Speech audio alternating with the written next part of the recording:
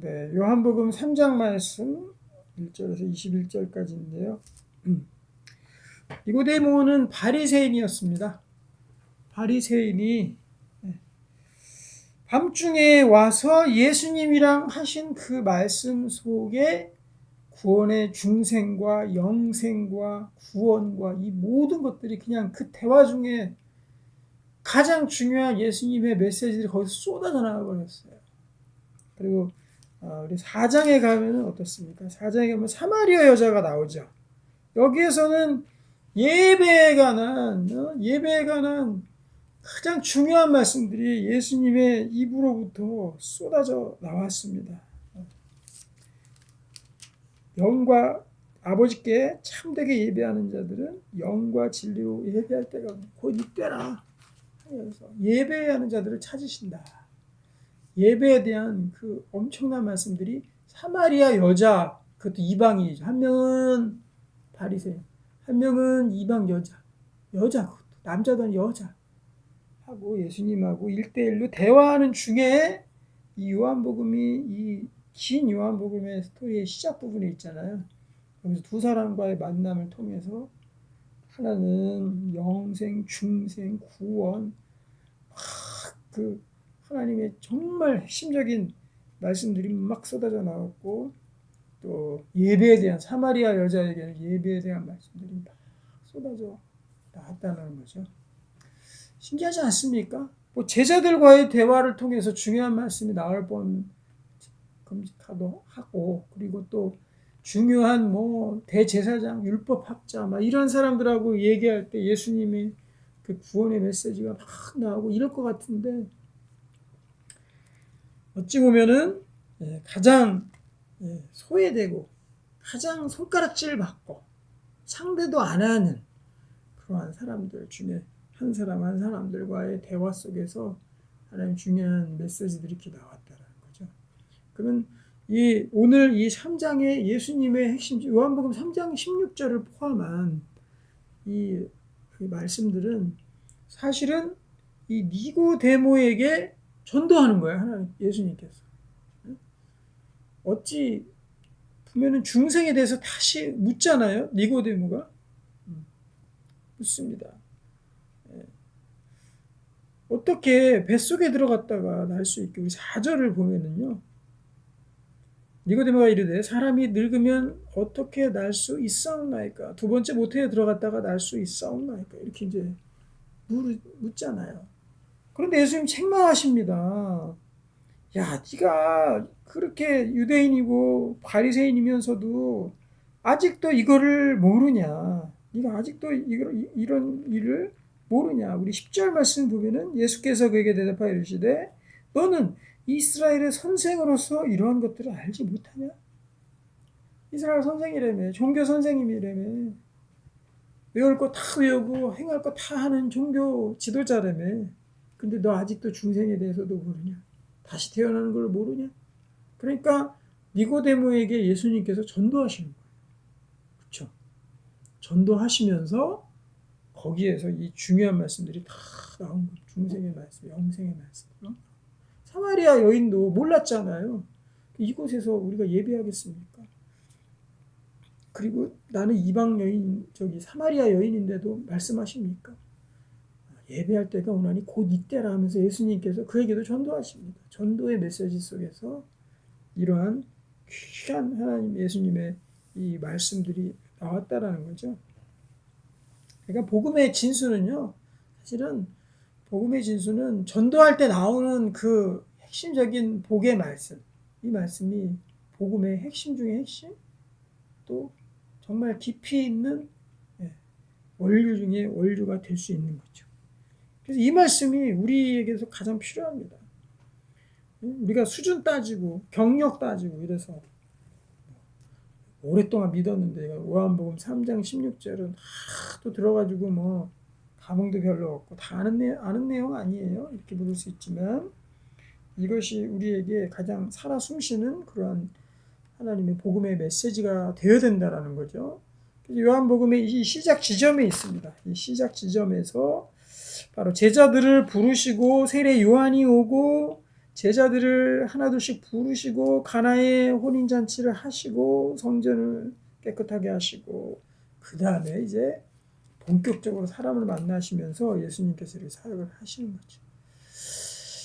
자, 니고데모하고 하나하나 한번 보면서 우리 보겠습니다. 바리새인 중에 1절을 보시면 니고데모라는 사람이 있으면 유대인의 지도자예요. 지도자인데도 모르는 거죠. 그가 밤에 예수께 와서 이르되 라비여 우리가 당신은 하나님께로부터 오신 선생인 줄 아나이다. 하나님이 함께 하시지 아니하시면 당신이 행하신 이 표적을 아무도 할 수 없습니다. 니고데모는 총 요한복음에 3번 등장하거든요.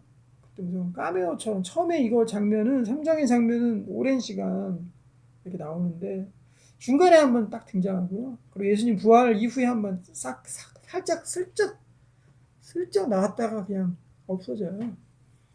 아마도 요한이 요한복음을 받아 적을 때, 글을 쓸 때, 요한복음을 쓸 때, 그때 아마도 이 의도를 가지고 있었던 것 같아요. 그래서 이 니고데모가 어떻게 예수님 말씀을 통해서 전반적으로 예수님과 함께 동행했다는 거죠. 중간중간 나오는 거 보면, 구할 때까지 나오는 거 보면. 그러니까 이 니고데모는 하나님에 대한 갈급함이 있었던 사람입니다. 그래서 밤에 오면 이 유대인, 이 바리새인들은 이 예수님을 사실은 공격했잖아요. 예수님도 책망하시고, 그리고 예수님을 책잡고 했기 때문에 아무래도 예수님을 바로 만나러 오는 것들은 부담이 분명히 되었을 거예요. 그렇기 때문에 밤에 예수께 와서 라비여 하면서 당신은 하나님께서 함께 하시지 아니하시면 당신이 이 표적을 아무도 할 수 없습니다 하고 하나님이심을 본 겁니다. 여기에 진리가 있구나. 저분은 분명히 메시아이시고 저분은 하나님이 함께 하시는 분이다. 이 표적은 하나님께로부터 온 것이다 하고 예수님을 보고 나서 멀치에서 보고 나서 바로 이 하나님께 대한 갈급함으로 찾아온 거죠. 찾아오고 만나고 묻고 어찌 보면 침략하려고 그렇게 왔던 사람들이 하나님 만나고 예수님을 만나고 그렇게 되는 겁니다. 저도 보면은 예수님을 처음 영접했을 때 예수님에 대한 무한한 갈급함이 확 생기더라고요. 하나님을 찾아야 되겠구나. 내가 말씀을 봐야 되겠구나. 하나님 과연 누구신가? 하나님이 말씀하시는 성경의 진리가 진짜 진리인가? 진짜 되는 것인가? 하고 하나님에 대한 무한한 갈급함과 탐구심과 막 성경에 대한 그런 갈급함들이 막 생기더라고요. 앞에 계신 성도님도 그러셨습니까? 잘 없었어요? 그런 게 생기더라고요. 그런 게 있는 사람이 하나님을 찾고 하나님을 알게 됩니다. 하나님이고 뭐가 아무 관심도 없는 그런 사람, 하나님 결코 만날 수 없는 사람이에요. 딱 이거를 보고 나서 예수님께서는 뭐 긴 말 하지 않으십니다. 바로 하나님의 나라 그리고 영생에 대해서 특히 중생, 다시 태어나는 거, 새로 태어나는 거, 중생에 대해서 바로 그냥 곧바로 들어가시죠. 3절 보겠습니다. 예수께서 대답하여 이르시되 진실로 진실로 내게 이르노니 사람이 거듭나지 아니하면 하나님의 나라를 볼 수 없느니라. 거듭난다는 것은 무엇입니까? 죽고 나서 다시 태어난다는 거죠. 그러니까 나에게 있어서 뭔가 죽음이 필요한 거죠. 그리고 나에게 있어서 뭔가 다시 태어남이 필요한 거죠. 반드시 거치게 되어 있다는 거예요. 하나님 만나는 사람은 그래 하나님 나라를 볼 수 있다. 니고데모가 이르되 사람이 늙으면 어떻게 날 수 있사옵나이까?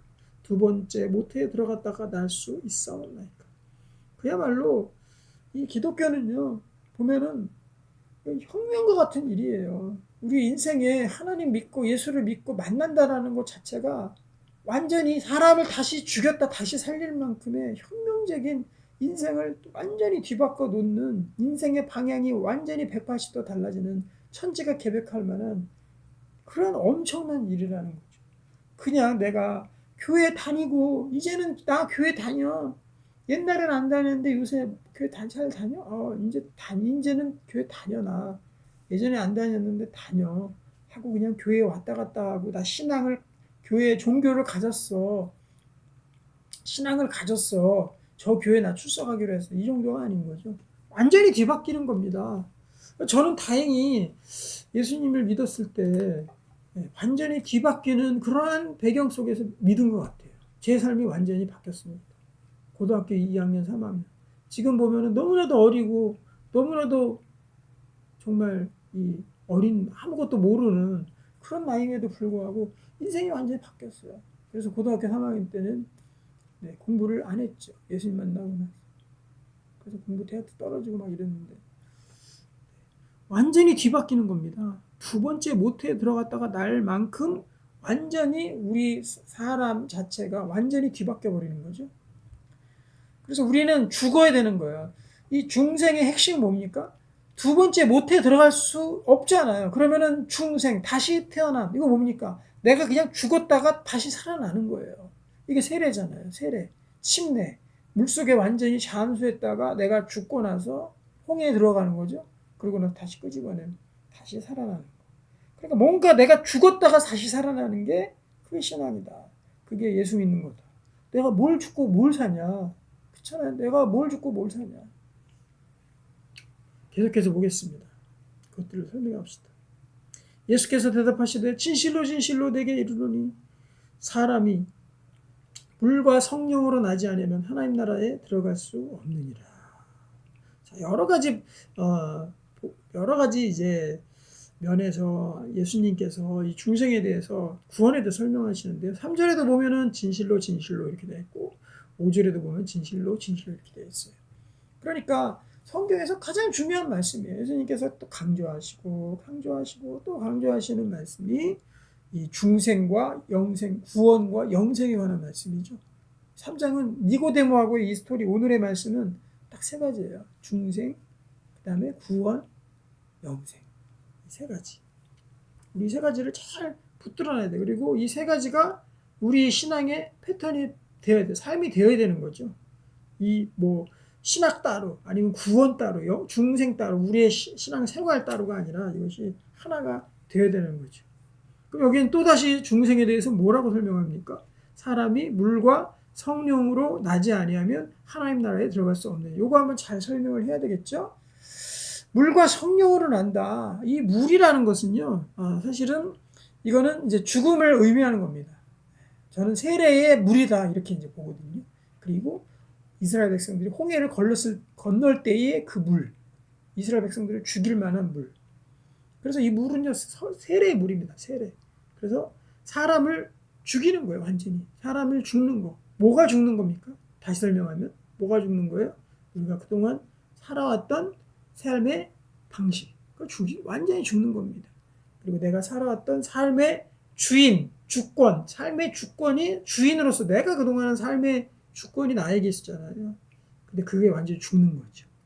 그리고 하나님께서 나의 새로운 삶의 주인과 내 삶의 주권으로 가지고 있는 분으로 하나님께서 새롭게 역사하시고 새로운 분으로 맞아들이는, 그래서 나의 삶의 주권도 완전히 죽는 겁니다. 또 뭐가 죽습니까? 죽는 거 많아요. 내 죄가 죄인으로서의 내가 완전히 죽는 거죠. 그동안은 죄의 노예로 살고 사탄 마귀와 결탁해서 같이 인생의 주인은 내 것이고 나는 쾌락을 위해 살고 내 마음대로 살고 하나님의 법을 어기고 여기서도 내가 마음대로 사는 그 죄성, 그 죄도 죄와 함께 완전히 죽는 겁니다. 죽었다 다시 살아나는 거는요, 예수님의 그런 사역의 완전 전형적인 그 사역의 모습이 예수님이 죽었다가 십자가에서 죽었다가 무덤에서 살아나셨잖아요. 죽음과 삶, 예수님께서 하신 사역이잖아요. 우리도 동일하게 죽음과 살아남으로 이렇게 바뀌는 거죠. 저는 새신자들이 우리 교회에 이렇게 오게 되면은 참 이런 생각 해봐요.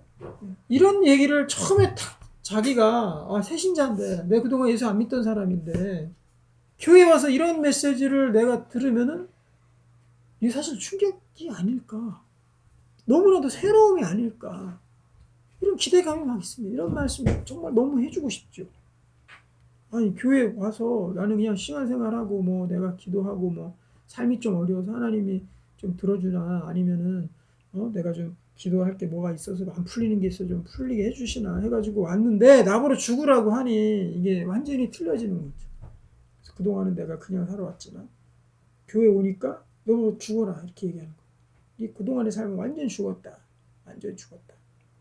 삶에 완전히 뒤바뀜이 일어나는 거죠. 중생입니다. 물과 성령으로. 성령은 뭡니까? 다시 살아났다는 증표예요. 증표. 성령. 내가 다시 살아났다는 증표. 그러면 내가 죽었다 살아나는 데에 대한 뭔가 증거가 있어야 될 거 아니에요. 증거와 증표가 있어야 될 거 아니에요. 그게 뭡니까? 증거와 증표. 성령께서 성령을 우리에게 보증으로 주셨다 하고 히브리서에서 우리 그때 봤잖아요. 그렇죠? 히브리서 10장 말씀에서 봤죠. 거기서 보증으로 증거로서 성령을 우리에게 주셨다. 이렇게 말씀합니다. 그러니까 기독교는 그냥 막연한 믿음이 아니라 실제 증거가 있는 그러한 믿음이 바로 우리 하나님을 믿는 믿음이 신앙인 거죠. 실제 증거가 있습니다. 증거가 있다. 내가 되살아난 증거가 있다. 그게 뭐냐? 성령의 내주하심. 성령께서 내 안에 거하심이라.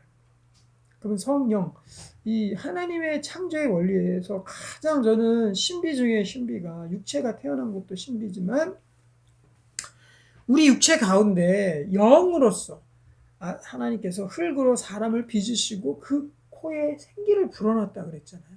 그러니까 영으로 창조한 육만 있는 것이 아니라 영으로 창조되었다는 거죠. 그래서 동물하고 다른 거는 영적인 부분이 있기 때문에 다른 거예요. 영적 영이 있기 때문에.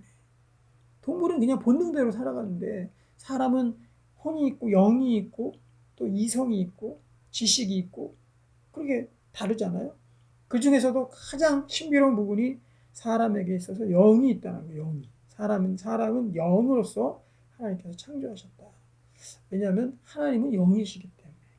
하나님과 내가 소통한단 말이에요. 그렇죠? 커뮤니케이션 한단 말이에요. 그럼 하나님은 영이시니 예배하는 자가 영과 진리로 예배할지니라.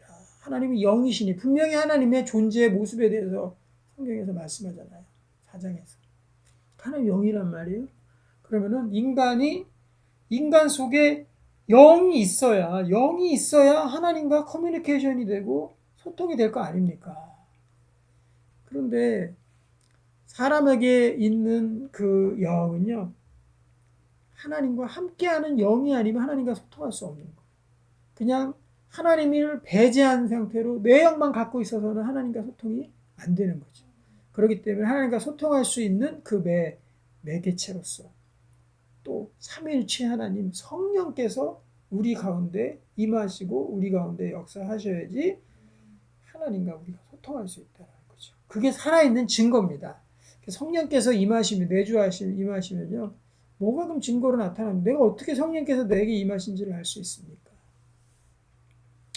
예수 믿기 전에는 내가 생각지도 못했던 일, 예수 믿기 전에는 내가 정말 내 속에서 우러나올 수 없는 그러한 기쁨과 사랑과 희락과 화평과 이런 모든 일들이 예수 믿기 전에는 도무지 눈 뜨고 볼래야 볼 수 없었던 그런 모습이 내 속에서 일어나게 되면요, 내 속에 성령께서 역사하고 있다는 증거입니다. 그리고 예전에는 하나님께 절대 기도할 수 없었어요. 하나님께 기도 꿈도 못 꿨습니다. 그냥 보필기, 천지신명께 그냥 빌기나 했지, 기도, 커뮤니케이션, 정확한 인격체로서의 그런 소통은 할 수 없었단 말이에요. 그런데 이제는 하나님과 내가 기도로서, 영으로서 소통할 수 있는 성령이 살아있음입니다. 그 성령의 역사하심의 증거는 방언으로, 예언으로, 또 우리 가운데 병고침으로, 은사로, 여러 가지 모양으로 우리에게 증거로서 나타나는 것이 성령입니다. 그래서 사람이 물과 성령으로 거듭나야 되는 거예요. 죽고 나서 물과 성령, 죄 씻음과 성령으로 우리가 거듭나야지 하나님 나라에 들어갈 수 있다. 이것이 구원의 뭐라고 이름 붙이면 좋을까요? 저는 신비라고 붙이고 싶어요. 구원의 신비다. 정말 구원 중에서 가장 신비로운 말씀이 이 물과 성령으로 나는 것이다. 그 영에 대해서 6절에서 말씀하고 있어요. 육으로 난 것은 육이요 영으로 난 것은 영이니 내가 거듭나야겠다는 말을 놀랍게 여기지 말라. 여기 보면 육으로 난 건 육밖에 없다라는 거예요. 육 속에서 영이 나올 수가 없는 거예요. 육에다가 영이 더해져야 그 사람은 영적인 사람, 영이 있는 사람, 특히 성령께서 임재하시는 사람이 된다는 거예요. 영으로 난 것이 영이고 육은 육이다. 이 두 개가 동시에 같이 있어야 된다는 거죠. 육만 있어도 안 되고 영만 있어도 안 되고 육과 영이 있어야 되는데 육 안에서는 영이 절대로 있을 수가 없는, 육만 있어서는 안 된다는 거예요. 그러면은 우리가 내가 영적인 사람인가 육적인 사람인가를 이렇게 좀 따져볼 수 있겠죠. 여러분들 어떤 것 같아요? 내가 육적인 사람인 것 같습니까? 영적인 사람인 것 같습니까? 네, 육은 이 고기 육자입니다. 고기 너무 좋아. 맨날 고기만 먹고. 정육점은 그냥 지나치란가 시장 갔다. 정육점은 절대로 지나치지 않고. 그리고 육의 특징이 뭐예요? 쾌락이죠, 쾌락. 육체가 누릴 수 있는 쾌락들. 맨날 먹는 거 좋아. 고기 좋아하고. 그리고 놀러 다니고. 마시고. 친구들 연락하고. 또 맛있는 커피 마시러 가고. 육에 대한 거잖아. 다 먹고, 마시고, 놀고. 또 같이 어울리고 다 육적인 거잖아요. 육적인 거. 그리고 육체의 그런 쾌락들을 추구하는 그런 중독적인 그런 부분들도 분명히 있죠. 그런 육체의 쾌락들을 추구하는 부분들. 마약이나 성이나 이런 것들, 그런 것도 추구하는 거 다 육에 가는 겁니다. 그럼 나의 일들이 대부분 그런 일들로 내가 채워져 있나? 이것도 초신자가 왔을 때 정말 명확하게 드러날 수 있는 그런 말씀인 것 같아요. 그쵸? 봤을 때 그동안 내가 생활 패턴이 어떤가? 정말 다 육이 아닌가? 아침에 일어날 때부터 저녁에 잘 때까지 다 육이 아닌가?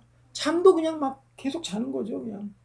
밤새다가 또 자고, 또 자고, 또 낮잠 하면 또 자고.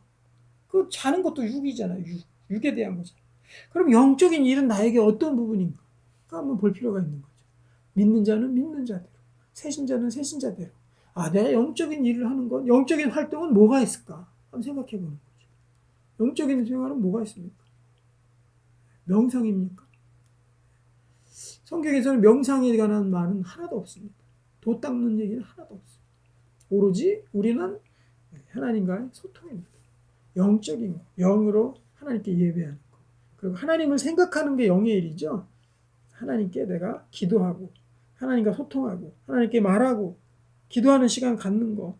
그리고 하나님 말씀 보면서 영적인 일들을 내가 묵상하는 거. 그렇죠. 묵상하는 일이 또한 영적으로 굉장히 큰 일이거든요. 그래서 내가 얼마나 묵상을 하는가.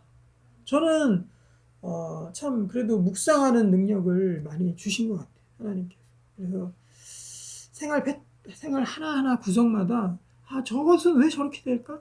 또 저 일은 하나님 왜 저렇게 만들으셨을까? 하나님께서 어떻게 저렇게 창조하셨을까? 이런 것들은 하나님의 눈으로 일상 사물을 보거나 어디 놀러 가거나 자연을 보거나 무슨 인간관계에 일이 생긴다거나 아니면 사람의 모습들을 보거나 이런 것들을 봤을 때 그때 영적으로 묵상하게 됩니다. 사람의 특성이 저렇구나. 저런 것들을 보면서 우리가 사람에 대해서 어떻게 준비하고 사람에 대해서 어떻게 또 내가 가르치고 또 영적으로 이렇게 대해야 될지를 생각하게 되는 거죠. 그러한 생각과 묵상들이 다 성경을 읽을 때 그리고 설교할 때 다 나오는 거예요. 그 묵상이 많아야 설교할 때 내가 묵상하고 영적으로 생각하는 일이 많아야 설교가 풍성해지겠죠. 다른 쓸데없는 얘기들 막 하는 것보다. 그래서 영이 중요하다. 바로 성령이 중요하고 영이 중요하고 내 영적인 사람이 되는 게 중요하다. 하나님을 많이 생각하시기를 바랍니다. 저는 구피, 물고기 한 마리를 보더라도 하나님을 생각해요. 어떻게 저렇게 손가락보다도 작잖아요. 손가락 한 마디 정도의 크기의 뇌와 눈과 근육과 피가 돌고 그 안에 살이 돌고 심지어는 걔네들이 생식을 하고 그렇죠? 그리고 꼬리는 쉴 새 없이 움직이고 방향 전환을 하고 위아래로 가고 그리고 빨리 움직일 때는 거의 빛의 속도로 움직이는 것 같아요. 순간 이동하는 것 같이 그렇게 빨리 갑자기 확 움직이기도 하고 손 마디 한 마디 정도의 저 정도의 모든 것들을 다 집어넣는 그 하나님의 능력은 정말 놀랍구나.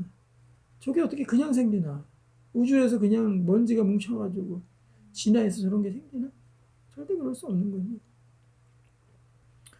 그런 것들 하나 한번 생각해 보는 겁니다. 그리고 과일 하나를 먹더라도 이 과일을 하나님께서 우리 인간에게 주시려고 이렇게 만드셨구나. 저는 요즘에 복숭아를 먹으면서 황금 복숭아, 예? 물렁물렁하면서 황금색이면서 치즈 같으면서도 그게 입에 탁 깨물면은 젤리같이 쫄깃쫄깃하면서도 단물이 나오면서도 그게 우리 몸에 들어가서는 건강하게 되고, 이야 이거 대단하구나. 아무 생각 육만 생각하면 야 잘라라 깎아라 먹어라 먹어 배부르다 하고 끝나는 거잖아요. 거기서 이게 육입니다. 육으로 난 것은 육으로 난 것은 육으로만 끝나고 거기가 한계라는 거예요. 그 말씀이 육의 한계는 육으로 끝난다는 거죠. 그냥 배부르다 이거로 끝나면 안 되는 거죠. 그러면 영으로 나서 같은 복숭아를 먹더라도 영으로 나야 될 거 아닙니까? 그래 영적인 사람이 되지. 물과 성령으로 나지 않으면 하나님 나라에 들어갈 수 없잖아요. 영적인 사람이 돼야 되는 거잖아요. 그럼 복숭아를 먹더라도 그것에 대해서 하나님이 참 얼마나 이 신비로운 하나님의 창조물인가를 묵상하는 거죠. 그러면은 야 이게 대단하구나. 또 사람의 성품을 봐도 마찬가지입니다. 사람이 한 사람을 사랑하게 되고 또 그 사랑하는 사람이 다른 사람한테 가게 된다면 엄청난 질투심과 이런 것도 유발하잖아요. 그러니까 하나님께서 사람을 남자 여자가 사랑하게끔 하나님께서 만드셨구나. 이 비밀이 놀랍도다. 성경에서도 말씀하는 거죠.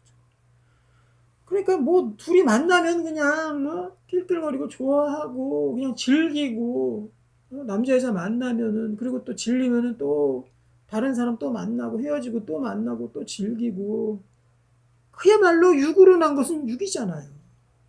육으로 끝나잖아요. 그냥 둘이 만나가지고 영적인 생각은 하나도 안 하고 육으로 그냥 다 끝나버리잖아요. 그것이 아니라 야 남녀 여자가 만나서 이런 교제를 하고 사랑을 하고 가정을 이루고 또 자녀를 낳고 이런 것이 그 신비가 너무나도 놀랍구나. 야 하나님의 원리가 이렇구나. 하나님께서 자녀를 이렇게 낳게 하셨구나. 이것이 너무나 놀랍고 신비롭고 하나님의 나라가 정말 이곳이구나 하고 그런 것들을 영으로 생각한다면 육으로 생각해 보십시오. 육으로만 남자 여자 만나는 예를 들면 남자 여자가 만났는데 그냥 육으로만 끝났다. 얼마나 좀 인간 본성에도 딱 보면 천박하지 않아요. 그렇죠? 그리고 너무 가치가 없는 것 같이 느껴지고. 하지만 이거를 육으로만 생각하지 않고 영으로 생각했을 때 남자 여자가 만나서 사랑하는 그런 것들을 영적으로 바라보고 영적으로 느끼고 영적으로 감사하고 영적으로 감탄하고 서로에게 또 존중하고 이런 것들을 영으로 생각하게 된다면 그 영적인 부분들은 어떻습니까? 놀라울 거죠. 그리고 고귀하게 느껴지죠. 순 차이가 너무 많이 나지 않습니까? 인간 본성에 하나님께서 영으로 생활하는 것을 창조물로서 하나님께서 우리에게 만드셨기 때문에 그렇기 때문에 육으로만 끝나는 것은 사람이 천박하게 느껴지게 돼 있어요. 하나님께서 그렇게 장착해 놓으셨기 때문에. 하지만 영으로서 가는 것은 정말 귀중하게 생각이 되고 감사하게 생각하게 되고 귀하고 값진 것이다 이렇게 생각하게 된다 이거죠. 육 속에 반드시 영이 들어가고 그 영의 바탕에서 육이 활동이 되어야 되는 겁니다. 그래야 하나님께서 창조하신 원리대로 잘 살게 되고 행복하게 되고 또 값지게 귀하게 그렇게 우리가 살아갈 수 있는 거죠. 영적 활동을 많이 늘리시길 바랍니다. 그렇다고 산으로 또 돛 닦으러 들어가시면 안 됩니다. 명상하러 가시면 안 됩니다. 네, 그런 것들은 비인격적인 거예요. 명상은 비인격적인 것입니다. 하나님께서 우리 인간을 만드신 그 영의 세계는요, 철저히 인격적인 세계가 바로 하나님께서 만드신 영이에요. 그래서 세상에서 영 하면은 영적인 것 이러면은 왠지 귀신을 쫓아라. 아니면 뭔가 산에 들어가야 될 것 같고, 아니면 물속에서, 물가에서 가부좌 틀고 폭포수에서 이렇게 앉아서 괜히 눈 감고서 있어야 될 것 같고, 뭐 이런 거 자꾸 생각하잖아요. 그런 거 하나하나가 다 비인격적인 거예요. 그래서 불교에서 주장하는 무소유 이런 것들 있잖아요. 그런 것들은 다 비인격적인 것입니다. 자기 혼자 그냥 깨닫는 거예요. 누구랑 소통하는 게 아니에요. 자기 혼자 깨닫고 자기 혼자 비우고 무슨 자기가 비우는 거야. 계속 비우고 깨닫고 자기 혼자 고행하고. 그러니까 육에 대한 비참함을 알고 그것들을 극복하려고 하는 그런 몸부림에 불과하다라는 거죠. 이 세상의 모든 종교에서 추구하는 영적인 것들은 다 그렇습니다. 왜냐하면 성령이 들어가지 아니하면 육체의 비참함만 남거든. 아, 나는 곧 죽구나. 나는 곧 늙어지고 죽어가는구나. 이것만 밖에 안 남거든. 그러니까 비참한 거죠. 그래서 그걸 극복하기 위해서 도가, 중국에 보면은 도가라는 게 있잖아요. 도가가 누구 거죠? 도를 닦는 그것에 대해서. 예전에 상열전 같은 거 이렇게 읽어보면은요, 중국에서 그런 공자 시대, 또 공자, 맹자 하면서 도가가 노자 거죠. 그런 것들을 보면은요, 그런 거 하나하나 좀 읽어보면은 거기서도 다 보면 인간의 육에 대한 비참함을 극복하기 위한 몸부림들로 다 가득 차 있습니다. 사람은 이렇게 사는 게 좋은 거다. 모든 것들을 다 세상 것들을 물리치고 속세를 떠나서 내가 욕심 부리지 않고 이렇게 사는 것이 행복한 거다. 뭔가 자기의 부족함을 찾아서 이 눈이 안 보이시는 눈이 더듬더듬 해가지고 어떻게든 찾아보려고 하는 그런 몸부림으로밖에 보이지 않는다. 그래서 여러분들이 세상에서 말하는 영적인 것과 우리가 하나님 믿는 신앙 안에서 영적인 것들을 구분하려면은 철저히 인격적인 것을 추구하는, 인격이 그 안에 들어가요. 인격이라는 건 뭡니까? 서로 간의 커뮤니케이션이잖아요. 소통. 특히 이제 하나님과 영으로서 성령과 예수님과 하나님과 소통하는 거. 사람 사이에서도 소통이 서로 영적인 존재이기 때문에 소통하는 거거든요. 그러면 육으로만 바라보게 되면 그 사람의 영혼을 볼 수 없는 거죠. 육으로만 바라. 아, 이쁘다. 아, 못생겼다. 그러고 끝나는 거예요, 그냥. 키 크다, 작다. 철저히 육적인 거잖아요. 루키즘. 그래서 외모 지상주의 이런 것들 모두가 다 보면은 외모 지상주의 이런 것들 다 보면은 전부 다 육으로 끝납니다.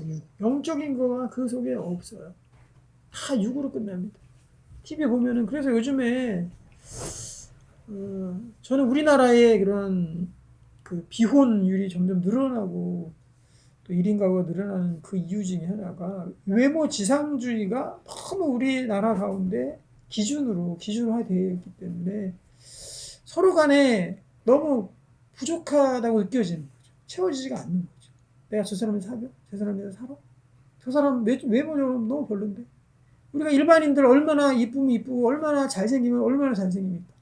근데 우리가 미디어에서 맨날 보는 사람들은 다 배우들이잖아요. 배우, 가수, 연예인 이렇잖아요. 그리고 막 고치고. 그런 사람들 늘 보다가 옆에 있는 친구나 동료들 이렇게 보면은 채워지지가 않는 거예요. 그게 뭡니까? 철저히 육적인 거죠. 그 속에 영이 없는 거예요. 철저히 육적인 거죠. 그렇기 때문에 이 세상의 모든 것들은 영이 없기 때문에 다 육적인 것들만 추구합니다. 그래서 전도서에서도 보게 되면은 우리의 삶이 짐승과 곤충, 벌레와 다르지 않다라고 그 전도자가 한탄하잖아요. 그게 왜 그렇습니까? 우리가 영을 추구하지 아니하고 육만 추구하는 삶이 짐승과 얼마나 다르겠느냐. 이 짐승과 매 한 가지 아니겠느냐 하고 솔로몬 왕이 거기서 한탄하는 거예요. 내가 이렇게 쭉 살아보니까 누구보다도 육적인 삶을 많이 살아본 사람이 솔로몬 왕이에요. 그 솔로몬 왕이 이렇게 내가 먹고 마시고 그 솔로몬 왕이 우리가 한상 차림 이렇게 딱 하면 먹어보셨습니까? 한상 차림? 한식집에서 한상 차림 먹어보셨어요? 네. 저쪽에 그 잠실 쪽에 가면은요, 그 한상 차림 하는 데가 있는데요. 그거는 이제 시키잖아요. 그러면은 보통 이제 이렇게 그 카트에다가 음식 탁 담아가지고 이렇게 놔주잖아요. 접시 이렇게 다 놔주잖아요. 근데 그 집은 이렇게 그 테이블이 테이블이 이렇게 있잖아요. 그러면은 두 사람이 양쪽에서 테이블을 딱 들고 거기에 음식이 싹 다 이미 차려져 있어요. 근데 그 테이블을 언제 한번 갑시다. 거기 한번 먹으러. 갑자기 생각이 나요. 테이블을 이렇게 해가지고 그 테이블을 들고 와요. 둘이서. 상체로. 근데 상이 밑에 다리가 없어요. 그냥 판만 있어요. 그걸 들고 와요. 그런 다음에 내가 앉아있는 상에다가 밑에 레일이 깔려 있어요. 그래서 레일에다가 탁 끼운 다음에 쑥 밀면은 앞쪽으로 쭉 오면서 거기 상에 딱 차려져요. 이게 한상 차림입니다. 거기 맛있습니다. 그리고 이제 다 끝나면은 참 머리 잘 쓴 것 같아요. 요즘은. 다 끝나면은 또 이게 막 그릇 다 이렇게 막 해가지고 막 가져가야 되잖아요. 두 사람이 와가지고 딱 돌을 이렇게 쭉 끓은 다음에 탁 들고 또 그냥 가버려요. 그런 다음에 거기다 딱 넣고 이제 씻나 보죠. 정리하나 보죠. 그러면은 상을 뭐 차리고 닦고 치우고 할 필요도 없이 쭉 넣었다 쭉 빠지면 끝나는 거예요. 빠르죠. 뭐 얘기하다 이 얘기했지? 그래서 이 육으로 우리가 살아가는 거는요. 이 먹는 것도 마찬가지입니다. 그냥 먹고 마시고 이거로 그냥 끝나는 거예요. 영적인 거 생각 안 하고 그냥 끝나는 겁니다. 그렇게 하면 안 되겠죠. 우리가 육으로만 사는 것이 이렇게 다르다라는 거예요. 세상에서 그렇게 삽니다. 그래서 먹을 때도 먹는 거 자체로는 철저히 육적인 우리 행위입니다. 먹는 거, 커피를 마시고 밥을 먹고 통닭을 뜯어 먹고 고기를 뜯어 먹고 먹고 마시는 거 다 이게 다 육이잖아요. 육적 행동이잖아요. 그래서 우리가 육적으로 사는 짐승과 다르지 않다. 솔로몬 왕이 얘기했던 짐승과 다르지 않다라고 우리가 탁 먹기 전에 크리스천들이 선언하는 게 뭐예요? 그 식기도예요. 식기도. 나는 동물이 아닙니다. 기도하면서 나는 동물이 하나님, 나는 동물이 아닙니다. 옆 사람한테 나는 멍멍이가 아니다 하고 선언하면서 먹는 거죠. 너희들은 기도할 것도 없이 그냥 육만 채우러 한 육으로 끝나는 육간의 고기 육자 육간으로 시작해서 육간으로 끝나는 그러한 벌레와도 같은 그런 짐승과도 같은 존재들이지만 나는 영적인 존재다 하고 하는 게 그게 식기도 시작하는 거잖아요. 그래서 식기도 없이 밥 먹는 사람은요, 저는 짐승과도 같습니다 라고 얘기하는 거랑 똑같은 거예요. 그냥 먹는 겁니다. 먹고 싸고 우리는 그런 존재가 아닙니다. 그래서 식기도 하고 하나님께 감사하고 그리고 먹으면서도 좀 이 하나님께서 우리에게 주신 그 음식의 맛을 야, 이 집이 맛있다 이러면서 먹지만 말고요. 야, 이 집이 끝내준다 이것만 끝나지 않고 이 재료가 뭔데 이 재료에 이걸 섞으니까 이런 맛이 나네. 야, 하나님이 어떻게 이렇게 이걸 만드셨을까? 정말 감사하네. 하나님이 우리를 인간을 위해서 만드신 게 분명하네. 뭐 좀 이러면서 먹자고요. 저는 언젠가부터 그렇게 바뀐 것 같아요. 그래서 식당 가서 뭘 먹더라도 그냥 돼지같이 그냥 먹고. 돼지가 그런 거 생각합니까? 그냥 꿀꿀꿀꿀 먹기만 하죠. 그런 것들 좀 영적인 활동들을 많이 넓히시기 바랍니다. 그래서 기도할 때도 기도하기가 힘들면 안 돼요. 기도할 때. 기도하기가 힘들면 성령께서 우리에게 왕성하게 역사하지 않는 거예요. 기도하기가 힘들면 안 돼요. 저는 그냥 기도만 하더라도 5분 기도하기 왜 이렇게 힘든지. 그 훈련이 안 돼서 훈련해야 돼요. 앉아있는 훈련, 기도하는 훈련, 입술 여는 훈련. 이것들을 훈련해야 성령께서 우리에게 완전히 역사하시고 점점 영적인 사람으로 바뀌어질 수 있는 거예요. 우리가 근심, 염려, 걱정도 마찬가지입니다. 전부 다 육적인 거예요. 근심, 염려, 걱정이 영적인 거 걱정하는 사람이 있습니까? 없어요. 다 육적인 거 걱정합니다. 내일 우리 뭐 일들 망하면 어떡하지? 아니면 내일 이거 망치면 어떡하지? 아니면 먹고 살지 못하면 어떡하지? 다 육적인 거 근심, 염려, 걱정이에요. 염려, 걱정은 이런 것들은 그래서 육이 득세하는 사람은 근심, 염려, 걱정이 그 사람 짓눌러서 생활의 염려가 그 사람들을 멀게 만들어요. 이 육으로 덮여서 사는 것이 아니라 영으로 덮여서 살게 되면요, 영적인 것들, 하나님과 소통하고 커뮤니케이션하고 이 기도하고 이런 영적인 부분들이 육을 누른 사람은요, 근심, 염려, 걱정이 짜부러져 있습니다. 영으로 이것들을 이겨나간다는 거죠. 기도의 영적인 훈련들을 좀 많이 많이 하시고요. 성경 읽을 때도 그냥 영혼 없이 읽지 마시라고요. 그냥 이거 보면서 그냥 엄마가 읽으랬으니까 그냥 읽어. 다 읽었어. 이러지 말고요. 그리고 목소리 내가지고 그냥 아무 생각, 눈은 보니까 눈에 초점이 흐려져 있어. 그리고 글씨를 그냥 읽는 거야. 니고데모가 이르되 사람이 늙으면 어떻게 날 수 있사옵나이까. 그래서 눈에 초점이 없어. 그리고 목소리에 초점도 없어. 그냥 성대가 울리는 것 뿐이야.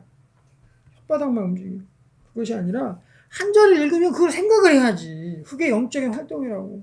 한 절을 읽으면 이 말씀이 왜 그렇지?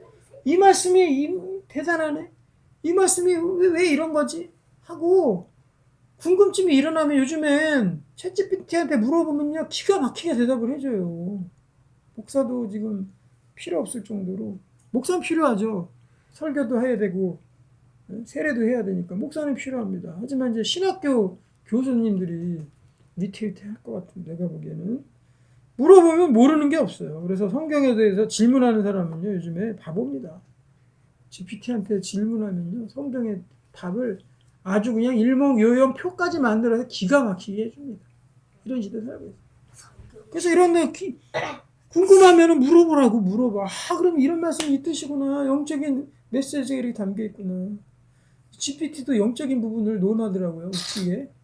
컴퓨터 1과 0으로 된 디지털의 그런 회로의 그런 작동임에도 불구하고 그 가운데 사람의 영적인 부분들이 있기 때문에 그거를 그대로 표현해 주는 거죠. 영적인 것으로 보이는 거죠. 그래서 GPT한테 뭘 물으면요.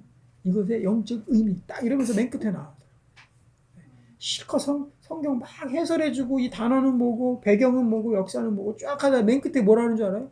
신학적 의미, 영적인 교훈, 영적 의미 하면서 딱 끝나거든요. 영적 읽어보면 대단합니다. GPT도 그러는데 제발 좀 영혼 없이 읽지 말고 이것들 생각을 하고 물어보고 또 하나님한테 물어보시. 하나님 이 말씀 뭡니까? 이 말씀이 참 대단하군요. 저도 이거 오늘 아침에 묵상을 하면서 여기 보면은 땅을 쳤어요. 3절에 보면 사람이 거듭나지 않으면 하나님 나라 볼 수 없다. 야 거듭나야 되는구나. 이 비밀이 너무 놀랍고 크구나. 다시 그러니까 니고데모가 어떻게 뱃속에 들어갔다 다시 나오니 이런 이제 육적인 질문이죠. 이게 육적 질문하니까 와 여기 또 물과 성령으로 하지 아니하면 하나님 나라에 들어갈 수 없느니라. 야, 이 물과 성령의 신비가 너무나도 놀랍고 큽니다. 다시 죽었다가 다시 태어나는 것이 너무나도 이것이 놀랍고 큽니다. 그런데 이게 영적인 일이라는 거죠. 6절에서 6절이 66이 이방이 있네. 영영도 있고. 그쵸. 6절에 6이 있네요. 6에 대한 말씀이 6절에 있네. 외우기 쉽겠죠. 6절에 보니까 영과 6에 대한 이러한 말씀들이 여기에 다 써있어요. 야, 이게 영적인 일이구나. 영으로 살아가는 거구나. 육이 죽고 영으로 다시 사는 거구나. 육이 죽고 성령으로 다시 사는 것이 이게 구원의 진리이고 구원의 핵심이구나. 야, 나도 영으로 살아야지. 이거 알면 이제 거듭나는 게 다시 태어나는 게 뭔지가 이해가 되는 거죠. 내가 내게 거듭나야겠다는 말을 놀랍게 여기지 말아라. 그렇죠. 이거 자체는 너무나도 놀랍고 신비로운 거예요. 우리가 체험하고 나면 당연한 거로 이제 여기지는 거죠. 아, 이래서 이렇군요. 우리가 다시 태어났습니다. 그런데 이거는 참 또 하나의 신비가 8절에 나오는데요. 이거는 어떤 수식으로 아니면 표로 도표로 그림으로 나타낼 수 있다 없다? 없다라는 거.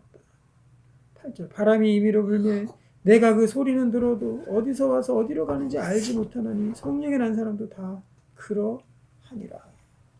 그래서요 성령 못 받은 사람은요 영적인 것도 눈이 안 떠진 사람은요 그렇게 보고 싶고 그렇게 하고 싶고 그렇게 내가 그것들을 찾고 싶어도요 보이지가 않아요. 찾아지지가 않는단 말이에요. 그리고 옆에서 이미 영적으로 거듭난 사람이 아무리 설명을 해줘도 그게 들어가지가 않는 거죠. 설명 자체가 안 돼. 이게 두 글자로밖에 표현이 안 됩니다. 신비. 성령의 신비로운 역사지. 바람이 불어서 갔어. 그럼 그 바람의 실체가 보입니까? 어디서 와서 어디로 가는지 정확히 미터 잴 수 있습니까? 못 재죠. 그냥 이리 와서 이렇게 가나 보다. 성령으로 하는 사람도 다 그러하다. 그리고 성령의 바람은 두 가지 의미입니다. 이처럼 8절처럼 우리의 영으로 거듭나고 구원 얻는 것들은 말로서 되는 것이 아니다. 설명으로 되는 것이 아니다. 이것은 영적인 일이다. 영적 영역에 속하는 신비로운 일이다. 그리고 또 하나는 뭐냐면 바람이 불듯이 이 바람은요, 여기 100명이 있으면 100명한테도 같이 붑니다. 1000명이 있으면 1000명한테도 같이 불고요. 1명 있으면 1명한테 같이 붑니다. 동시에 바람을 느끼고 동시에 바람이 일어난다는 거죠. 성령의 바람이 불면은요, 여기 보면 성령으로 낳은 사람들이 여기에 우죽순처럼 추풍낙엽처럼 다 열매 맺고 다 사람에게 역사하는 것이, 우리가 성령을 묘사할 때 불로 묘사하기도 하지만 또 바람으로도 묘사합니다. 성령의 바람이 불게 되면은 그 구역 내인 사람들은 다 그 성령의 바람에 맞게 되고 또 성령으로 거듭나게 되고 소리는 듣고 어디서 하는지 모르지만 하여튼 성령의 소리도 듣고 이런 일이 일어난다는 거죠. 그래서 우리 마을 가운데 성령의 바람이 불게 되기를 소망합니다. 그리고 영의 역사들이 일어나게 되기를 소망합니다. 이 육으로 가득 찬 이 세상 가운데 영의 역사들이 우리 가운데 일어나기를 소망합니다. 사람은 알 수 없어요. 니고데모는 또 묻잖아. 9절. 니고데모가 대답하이르되 어찌 그러한 일이 있을 수 있느냐. 죽어도 몰라 세상에서. 예수께서 그에게 대답하이르시되 너는 이스라엘 선생으로서 이런 것들을 알지 못하느냐. 이 10절에서 말씀하시는 우리에게 주는 정말 중요한 경고가 있습니다. 이스라엘 선생. 이것을 다른 말로 하게 되면요, 교회 선생님이에요. 교회 선생. 네가 교회 선생이면 교회 선생이 뭐예요? 교회 오래 다닌 사람, 신앙생활이라고 오래 한 사람, 어렸을 때부터 교회 다닌 사람, 심지어 교사하고 있는 사람들, 또 직분자들, 또 심지어는 목사님까지도 이외가 아니죠. 야, 교회 생활한 지 이렇게 오래되고 오랜 동안 신앙생활 한다고 했는데 이 성령의 바람과 역사를 모르니, 영의 역사를 모르냐?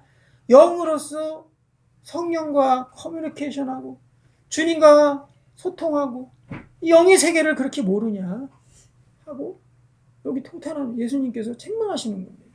야, 너 이스라엘 선생님인데 이걸 몰라? 제가 말씀한 대로 영의 훈련을 안 했기 때문에 그래요. 교회 오래 다니고 신앙생활을 오래 했으면은요, 이 영역이 점점 커져야 됩니다. 영의 영역이 내 삶의 100이라 그러면 육을 부정해서는 안 되죠. 육이 분명히 있어야 돼요. 건강한 육체가 있어야 돼요. 그거를 영이 다스려야지. 육이 다스리게 만들면 안 되죠. 아까 얘기한 많은 것들, 영적인 일들이 우리 삶에 점점 많아서 영적인 소통과 영적인 일들을 많이 해야 되는 거예요. 그런데 교회를 오래 다녔는데 영적인 것들을 안 해. 영적인 것이라고는 영은 0점이야. 영적인 일들은 빵점이야. 빵점. 그러라고 영이 아닌데. 육에 대한 일들은 6점인데 영에 대한 일들은 빵점이야. 그러면 안 되겠죠. 그래서 여기 육으로 하는 것이 육이다. 이거 666 아닙니다. 666까지 연결도 되겠죠. 666 철저히 육적인 게 666이잖아요. 그러니까 육에다가 육을 또 더하고 육을 더하고 고기 더하고 고기 더하면 666 됩니다. 정육점 되는 거예요. 그러면은 여기 이런 책망 받습니다. 야, 너 이스라엘 선생이면서 이것도 모르냐? 예수님 책망하시죠. 저는 그동안 많은 교회 사역을 하고 교회를 다녀보고 했지만은요, 영적으로 죽은 사람 너무 많이 봤어요. 교회 걸어 다니는데 영으로서 시체야. 그런 사람들이 한둘이 아니에요. 사역을 하는데, 교사를 하는데, 많은 것들을 하는데 영적인 것들이 빵점인 거예요. 그런 사람이 얼마나 많은지. 그러니까 이 니고데모도 예수님께 책망받는 거 아닙니까? 내가 그동안 바리새인으로서 이스라엘에서 제사를 드린 게 몇 번이고 10일 근처에 11조를 드린 게 몇 번이고, 그렇죠? 이런 게 한두 번이 아닌데 예수님한테 와가지고 좀 뻐겨보려고 왔는데 결국 예수님한테 야, 너 그것도 뭐 예수님 왔는데 완전 딴 얘기하거든. 자기가 분명히 예상한 말도 있었을 것입니다. 내가 11조를 드리고 예배를 빠지지 아니하고 그리고 예물을 드리고 또 그동안 종교 활동을 하고 율법을 지키고 팍 하고 왔는데 예수님께로부터 칭찬이나 그것에 관한 얘기를 할 줄 알았더니 웬걸 완전히 180도 다른 얘기하고 있어. 예수님이 오자마자 뭐라 그럽니까? 너 죽었다 다시 살아나야 된다. 그게 무슨 말씀입니까? 모르잖아요. 9절 다시 보면 어찌 그런 일이 있을 수 있네. 니고데모가 아이고 선생님 어찌 그런 일이 있을 수 있나요? 그리고 모태에 들어갔다가 내가 다시는 완전 헛소리만 계속하고 있잖아요. 그러니까 예수님께서 이거 모르냐? 하고 물으신 겁니다. 교회 다닌다라는 거는요. 등식으로 얘기하면 뭐하고 똑같은 말입니까? 나 교회 다녀.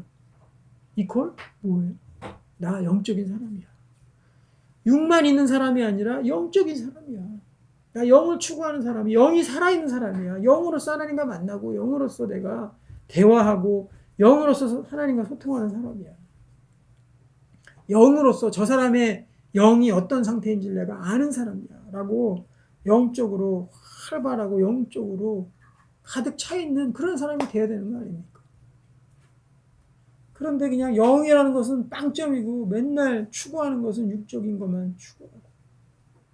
그러면 예수님께 이런 책만 받는 겁니다.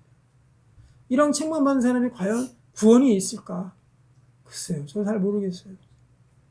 주님만이 아시겠죠. 영적인 것들을 많이 추구하면 우리의 문제나 이런 것들은 그냥 다 문제라는 것 자체가 다 육에 대한 문제거든요.